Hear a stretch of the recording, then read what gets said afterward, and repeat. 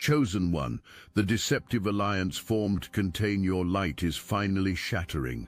The couple that tried to take you down is falling apart, and incredibly, one of them now thinks they're your twin flame. They realize too late that your authenticity made their performance visible, and the very person who plotted your destruction is now haunted by the realization of what they threw away. Pay attention here, because understanding who these two people actually are, not who they presented themselves as, but who they actually are underneath the presentation, is the key that unlocks everything. The first person is the one with resources, the reach and the name that carries weight in certain rooms. Charming on the surface, magnetic, the kind of person who commands attention without asking for it. On the outside, everything looked like power. But here is the truth that nobody around this person would dare say out loud. Underneath all of that surface confidence there was fear. It was deep, private, and structural. It was the fear of being truly known, the fear of being seen without the armor of status and carefully managed image. This person had built a life that looked extraordinary from the outside and felt hollow from the inside, and had become so skilled at managing that gap, so practiced at making the performance look like the reality, that self-deception had almost fully succeeded. At some point, your world and this person's world intersected. Maybe it happened directly.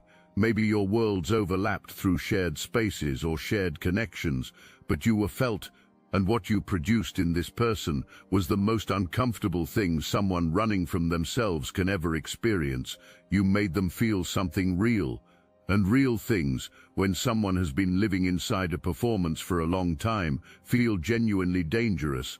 The second person is the one who attached to the first, not out of love but out of strategy.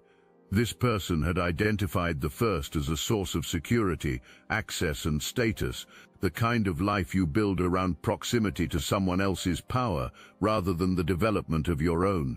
They were smart about it and calculated in how they operated.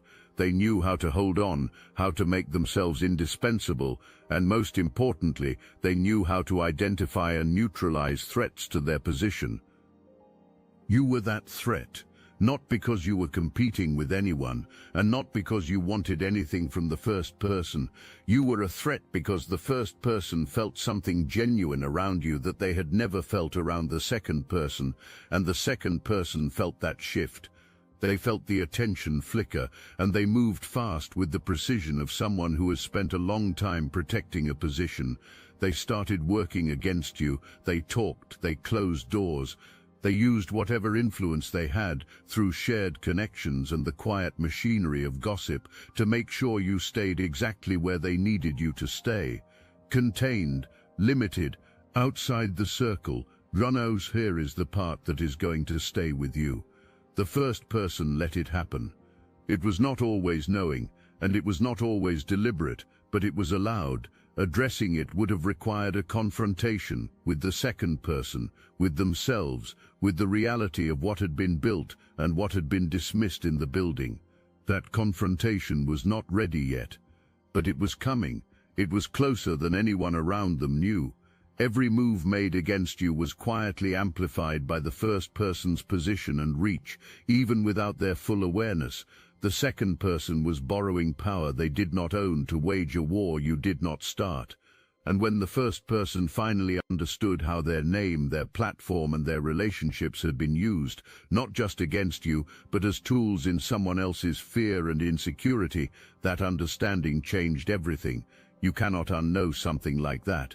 Once you see it clearly, it rewires how you evaluate every decision you made inside that arrangement. Now we need to go into the season you would rather forget. This is where things get heavy before they get triumphant. You need to sit with this part, not to stay in it, but because understanding what you actually carried through that period is what makes what comes next so extraordinary. You felt the interference without being able to name its source. Things that should have worked simply did not work. Opportunities that were moving toward you seemed to redirect at the last moment, not dramatically, not in ways you could point to and say definitively this is sabotage, just quietly, persistently, like there was a current running just below the surface of your life, nudging things away before they could land.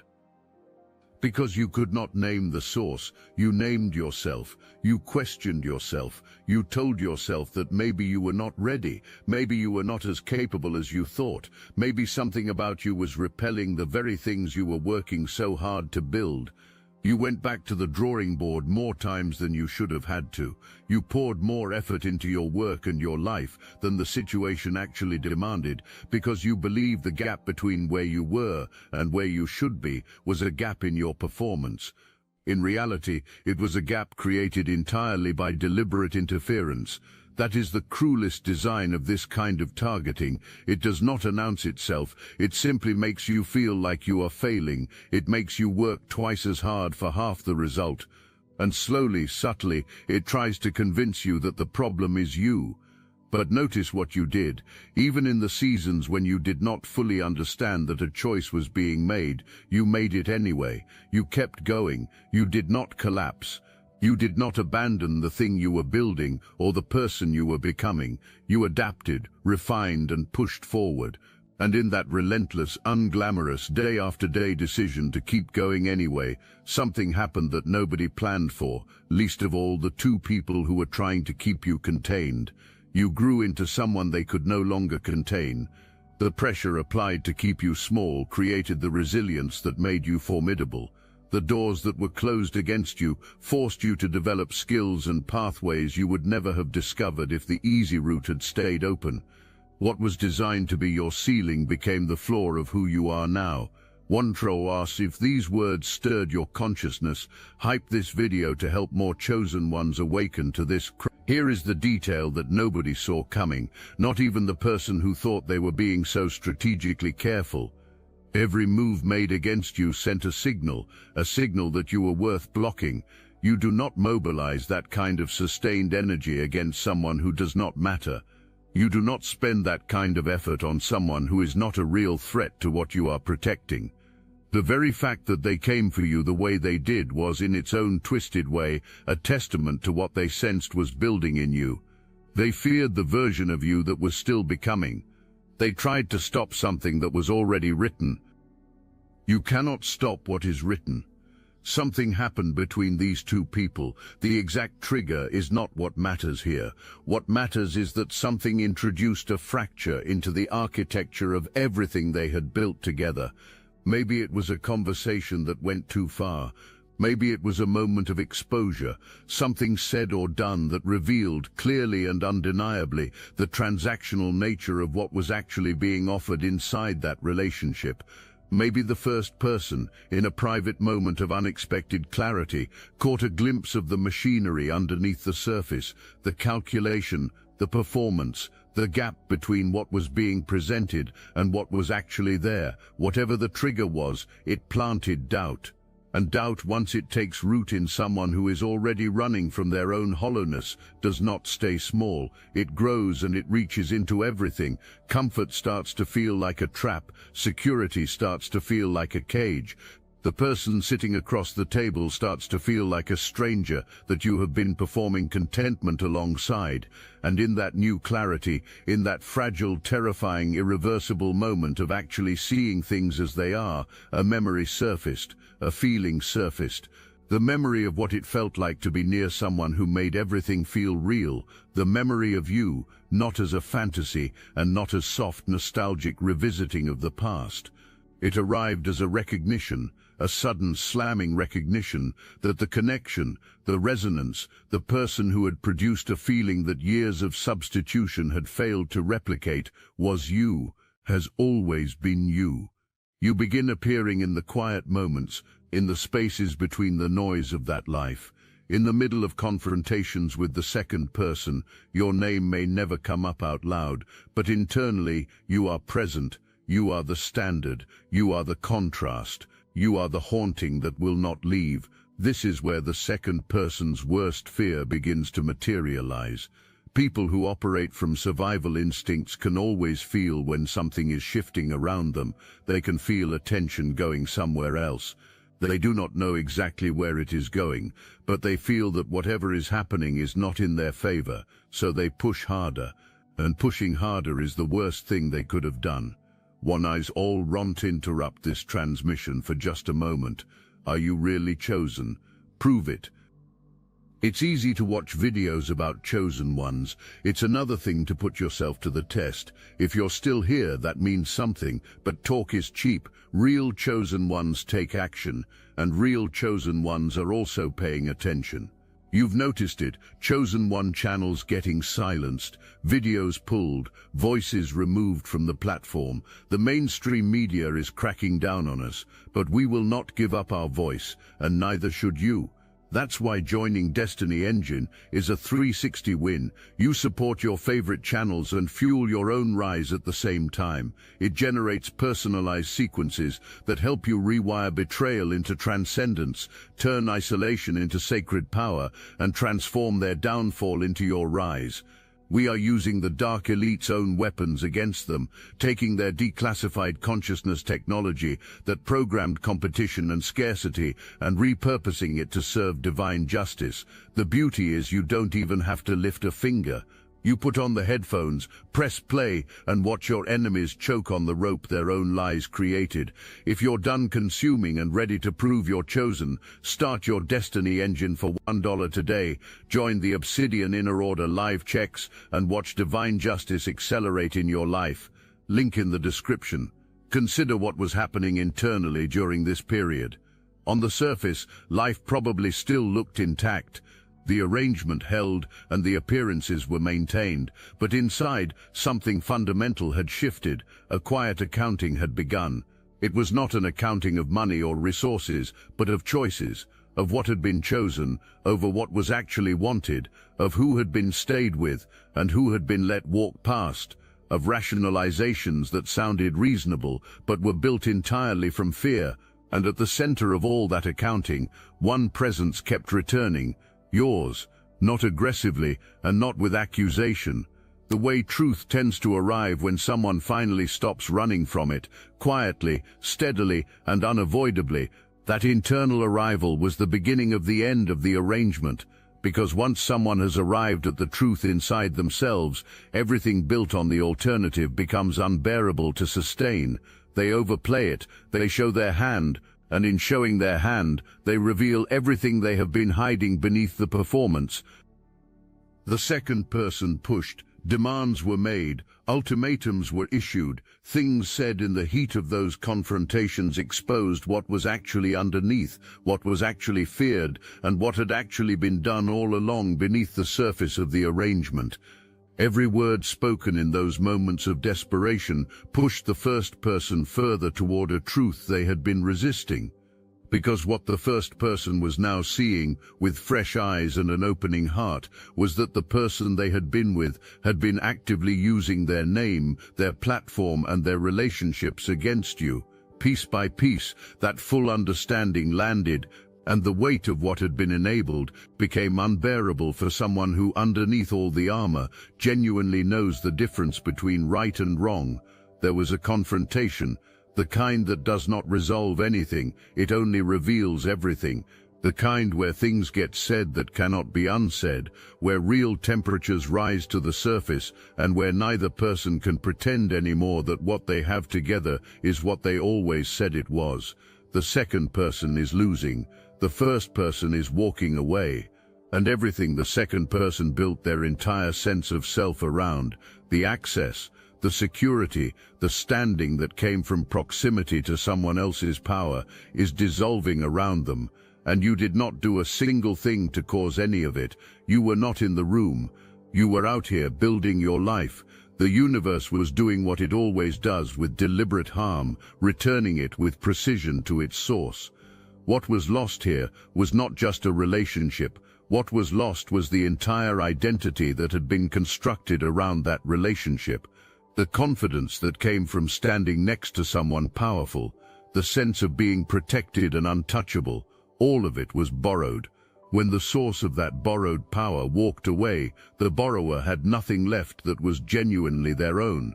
That is a particular kind of collapse, one that does not just hurt, but hollows. You cannot rebuild from borrowed materials. You have to start from scratch with what is actually and authentically yours. The second person is standing in that hollow place right now. But that reckoning belongs entirely to them. Your attention and your energy belong somewhere far more important than their consequences. The first person is on the way to you. Not casually and not as an afterthought. They are coming with the full weight of someone who has finally understood what was lost, why it was lost, and exactly what it cost them to lose it. A real confession is being assembled. Not a performance and not a calculated move.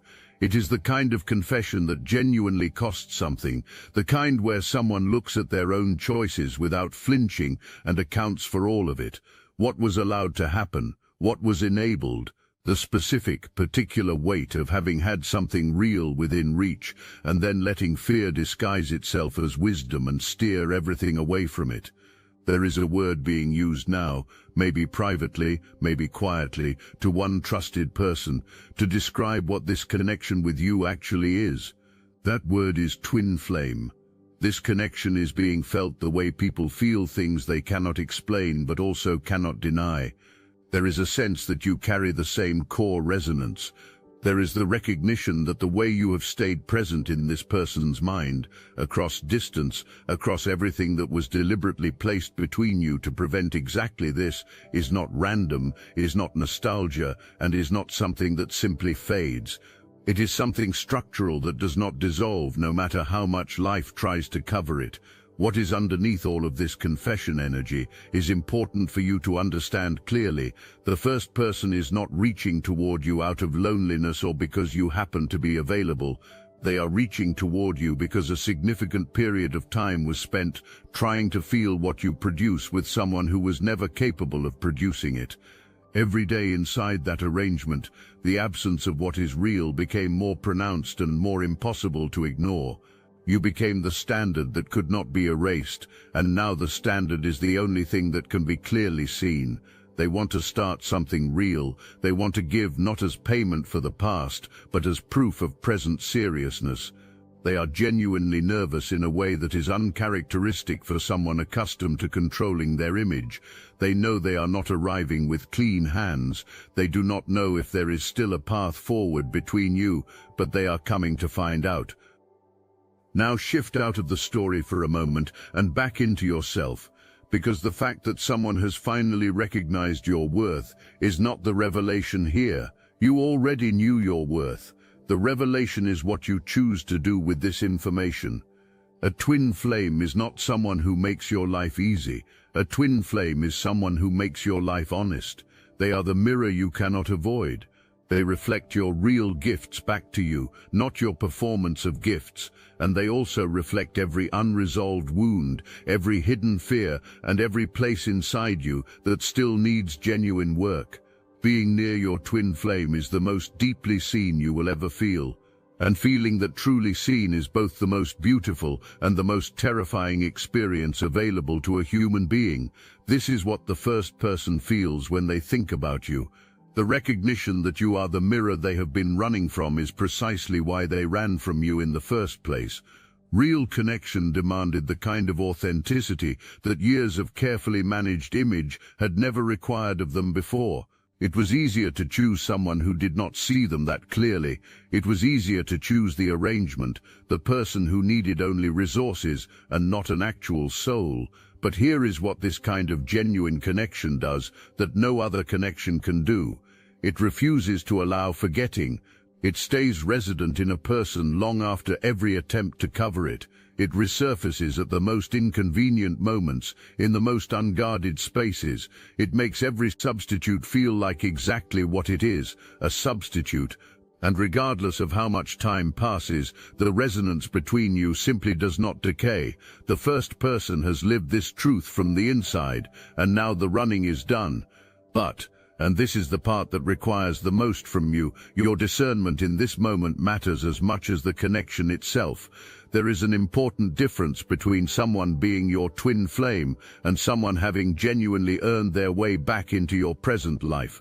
The first is a truth about resonance. The second is a human decision that requires real evidence, not words, not the weight of remorse, which is real but is also largely about someone processing their own guilt.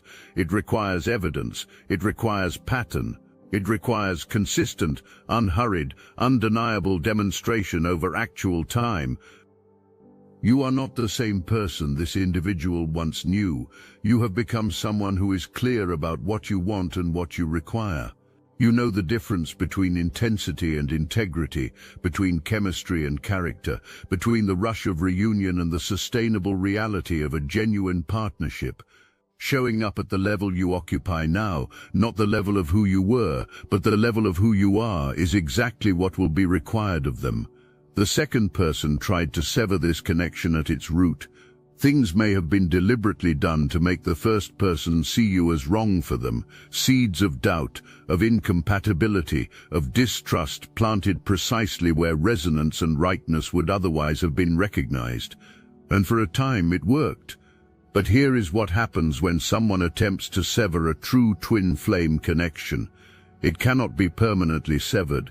It can be suppressed and delayed. It can be buried under enough noise and distraction that the signal becomes hard to hear. But the signal does not disappear. It waits and it accumulates. And when the noise finally clears, when the interference collapses and the second person loses the ability to manage what the first person feels, that signal comes back louder and clearer than it has ever been. That is exactly what is happening right now. The suppression is over, the signal is clean, and it is being received, for the first time without anyone standing in between. While the first person is doing their reckoning and making their way toward you, the second person is doing something entirely different. They are searching for someone to blame. There is no quiet reflection happening on that side. There is no honest accounting taking place. There is only a frantic scan of a collapsed landscape, searching for a cause that lives outside of themselves. And the cause they have landed on is you. In the version of this story they are actively constructing, you are the one who disrupted everything. You are the one who took something that belonged to them, let that land for a second, and then release it completely. Because the speed at which you release that accusation says everything about where you actually stand now. Someone still anchored in old wounds gets tangled in the injustice of being blamed for something they did not do. Someone operating at the level you are at now simply looks at that accusation with complete clarity and feels nothing that requires defending. There may be noise coming from this direction. There may be final, desperate, increasingly irrational attempts to still shape what people think about you, to still do something, anything, that produces a feeling of agency in a situation that has completely stripped away the kind of agency this person understood how to use. Your response to all of it stays the same. You keep moving. You do not engage. You do not explain yourself to someone who was never genuinely interested in the truth.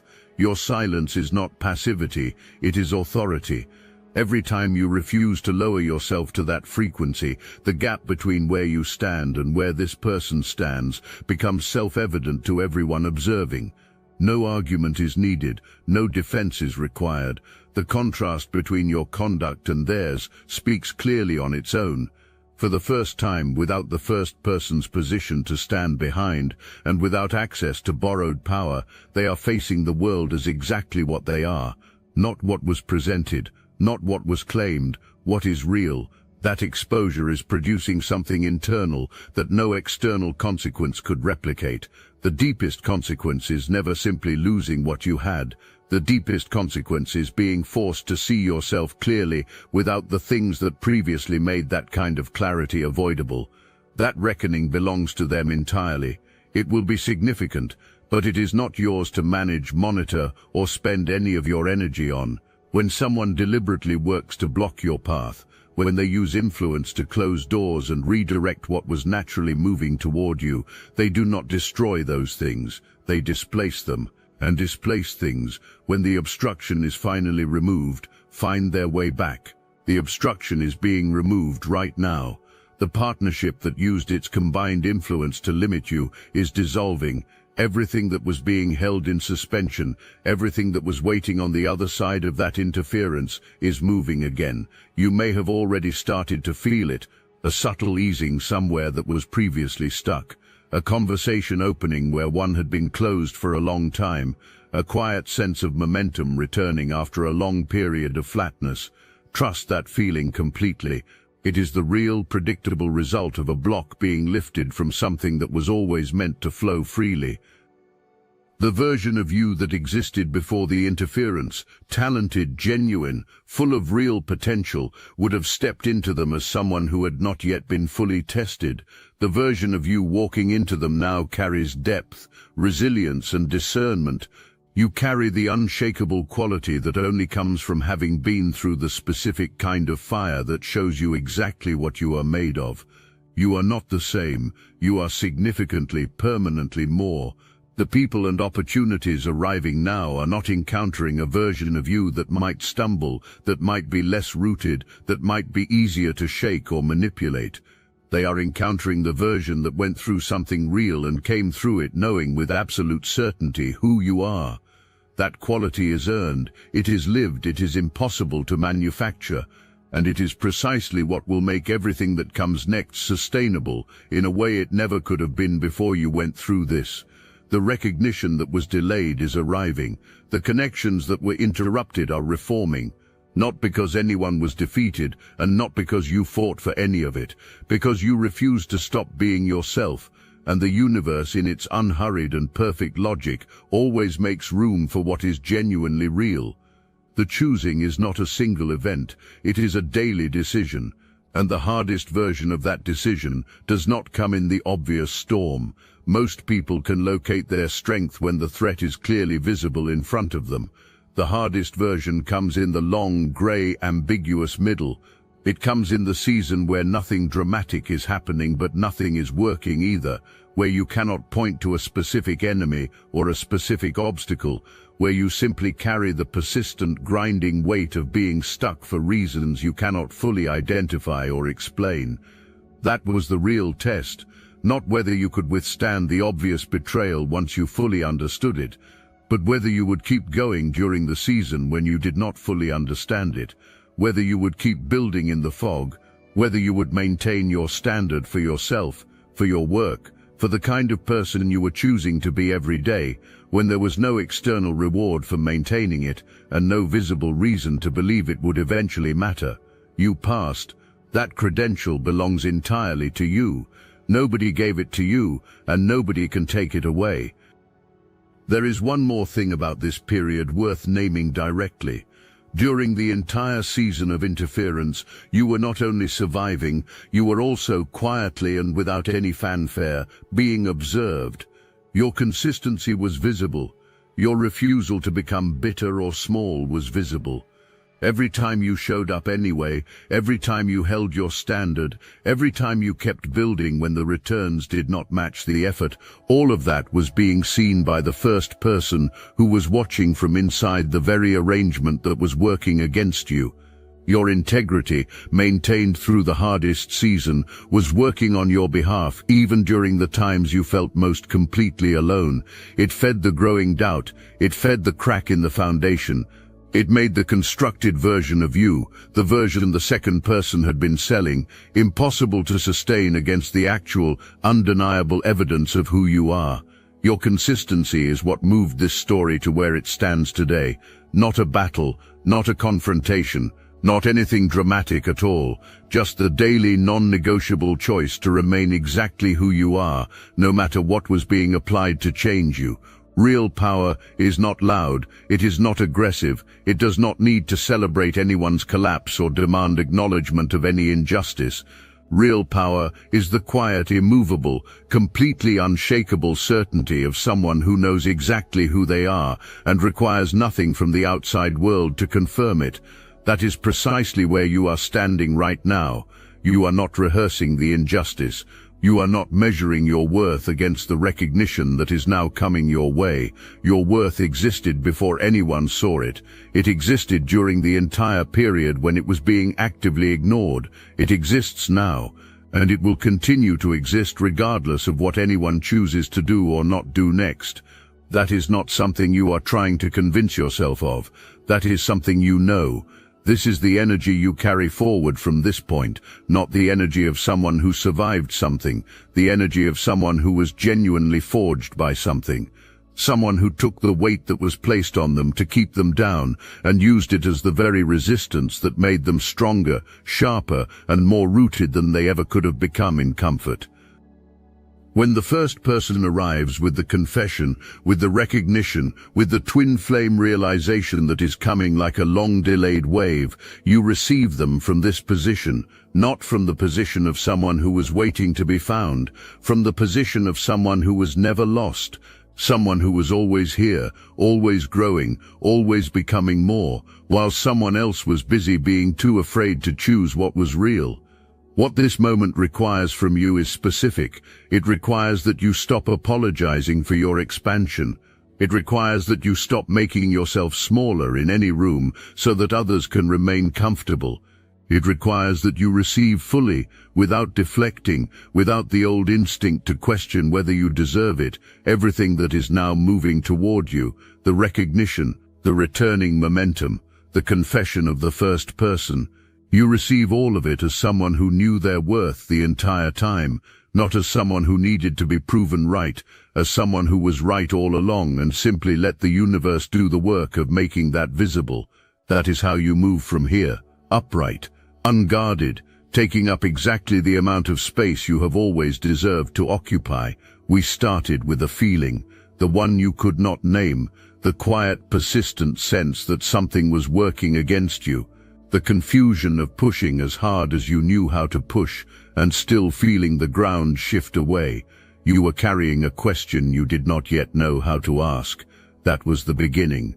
You were a person with extraordinary light, living quietly and building something real, and two people felt that light and decided to manage it rather than honor it. A couple who came together not in genuine love but in shared strategy, who used their combined influence to keep you limited, who believed they could make their arrangement permanent by making your world permanently smaller, and then the truth showed up and refused to negotiate. The first person's hollow life cracked under the weight of what was real versus what had been settled for. The second person's constructed position dissolved the moment the first person's eyes fully opened. The law of return did what it always does, quietly, inevitably, without exception, mirroring everything back to its source with perfect precision. The first person made the full journey toward a recognition that cost them everything they thought they wanted, arriving at the understanding that you are the twin flame they chose to run from. You are the real connection that was traded for a comfortable performance. Two people looked at what you were becoming and made a decision. Their decision set everything into motion, the interference, the hollow life that could not hold, the season of invisible resistance, the collapse, the reckoning, and the twin flame recognition that arrived after every attempt to suppress it had failed. Running alongside their decision, quietly and without recognition, was yours, the decision to keep being yourself, to keep going, to refuse to become what the pressure was trying to make you. That decision, repeated without applause, without reward, without anyone fully witnessing it in real time, is what ended this. Not a battle, not revenge, not anything dramatic at all, just the daily, unglamorous, non-negotiable choice to remain exactly who you are. That is what dismantled them. Your consistency dismantled them, your realness dismantled them, your refusal to disappear dismantled them. And now you are standing on the other side of everything that was thrown at you, completely intact, watching the very structure that was built to contain you fall apart under its own borrowed weight. The couple is falling apart, the interference is over. The first person is making their way toward you with a confession, a reckoning, and the terrifying, genuine weight of finally understanding that you were the one they should have chosen. The second person is standing in the wreckage of a life that was never truly theirs to keep, and you, chosen one, are standing exactly where you are supposed to be, clear, whole, uncontained. This is not where your story ends. This is where it begins, showing its real shape. Everything before this was preparation. Everything before this was the specific set of experiences required to form the version of you that can now walk into what comes next and handle all of it without losing yourself, without shrinking, and without compromising a single thing you have become. Go live accordingly, fully, unapologetically, with the sovereign, unshakable certainty of someone who was chosen long before anyone else caught up to that truth. The best part of your story is not what you survived, it is what you are about to build now that nothing can stop you. And nothing, not anymore, can stop